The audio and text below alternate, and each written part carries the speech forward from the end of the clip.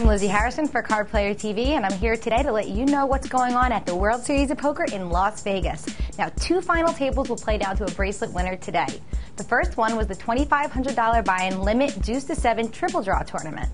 Now, this tournament obviously brought out a lot of pros, and it's certainly reflected in the final table. Robert Mizrachi's there. He's looking to widen the gap between himself and his brother Michael by winning bracelet number 2. Shun Ishida is also at the final table. He's backed by Todd Brunson and Ted Forrest. Dewey Long has made 3 World Series of Poker final tables in his lifetime, but he has yet to win a bracelet. Ben Ponzio won last year's $2,000 buy-in no-limit event, and that was a $600,000 payday. David Sklansky has the most bracelets at the final table with 3, but he entered on the short stack. John Fan recently won his first bracelet in the $3,000 no-limit tournament, and he's looking for number 2. He has the most career earnings of anyone at this final table with $3.8 million. Before he won his first bracelet last week, he spoke to me in the Card Player TV studio, and he came back today for some more Card Player luck. So tell me in your own words, what happened last time you came by the Card Player TV studio? I won my first bracelet. And now you're back. You got another final table, and you have to have the karma going, right? Hopefully, I am looking towards my second bracelet, and actually been doing pretty well. It's like my 4th cash. Right. Playing so well, play really good, patient, getting lucky sometimes. That's what you need. So this final table is the limit deuce to 7 triple draw final table. Tell me a little bit about this tournament, how it started out for you. And actually, I started out pretty good, getting a lot of chips, and till last night, day 2, I went really short. I went down to about 4,000. Okay. I got like 4-way action, so I decided to gamble with drawing 3 card. I mean, I didn't have that much chip left, so I got 4-5, and I call, and it's like 4-way action, raise, re-raise. Now I pick up 2 draw, so I need a 7 to improve my hand, in which I got a 7, but it's like 4-way action, bet, raise, re-raise. Okay. I didn't think my hand was that good, but on the last week, the guy pat, so I thought my chance was pretty good, so I got lucky there. I won like a 5-way action all in, and from there on, never looked back. From like 4,000, I ran up to like 300,000. Just all yesterday on day 2? Yeah.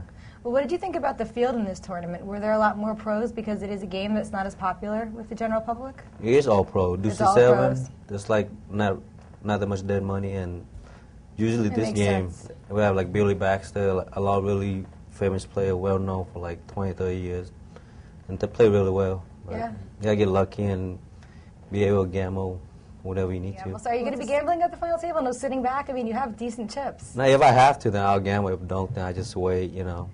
Deuce to 7 is pretty tough. You got really, it's a game of patience sometimes. It is, yeah. Yeah, and luck, part of it. Do you have a lot of patience? Sometimes. So you're going down there today looking to win your 2nd World Series of Poker bracelet, and it would be within less than a 2-week period. What would that be like for you? Less than a week. Less than a week, see? Less than a week. I'm excited. Like, every day, like, you know, you go to work, you set a goal, and I would never think I could win 2 bracelets in 1 year, and this year, like, I really have a chance to do that. It's World Series of Poker Player of the Year material. Yeah, so I'm really focused and playing really good. Try not to make no mistake. Hopefully I don't, and hopefully my goal will come true. All right, well, good luck down there. Thanks for coming up again, and hopefully I'll see you with bracelet number 2 tomorrow. I'll come back. Today's second final table began at 3, and it was that of the $1,500 mixed hold'em event, which means they alternate between limit hold'em and no limit hold'em.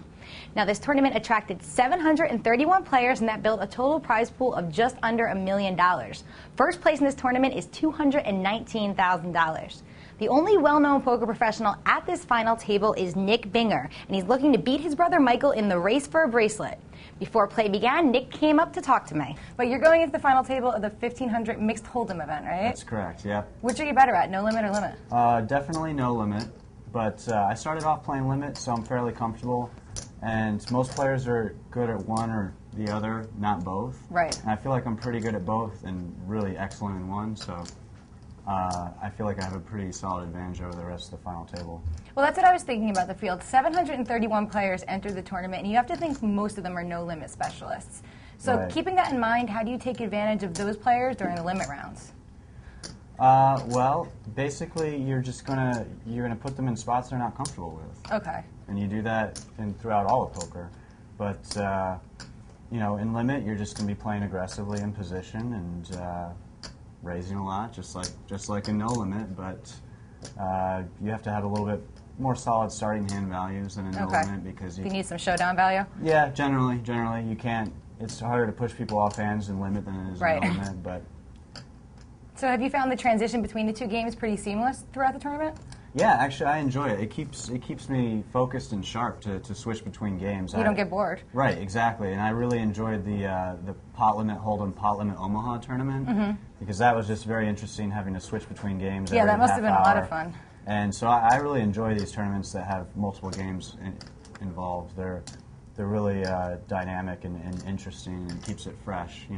12 or 13 hours of just no limit hold'em can get tough after a while. It also feels like maybe your luck can change when the game changes if you're not running too well in one game. Right. So I've heard that from a lot of players with the mixed game tournaments.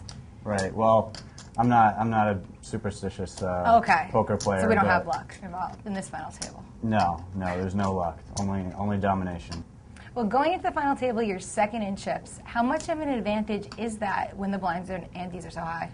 Oh, it's a huge advantage. I intend to play aggressively, take the chip lead back, and never look back. Never look back? Yeah. You familiar with your opponents at the final table? Yeah, most of them. A few of them I only played with when we got down to 10-handed last night because they were at the other table. But most of them I know and have played with, and I'm comfortable with everybody at the table. I'm not worried. I feel like I'm the best player left by far. So. All right, well, good luck down there today. Hopefully we'll see you tomorrow with a bracelet on your wrist. Thanks, I appreciate it. You can rely on cardplayer.com to find out who wins gold bracelets at the Rio tonight. I'm Lizzie Harrison for Card Player TV.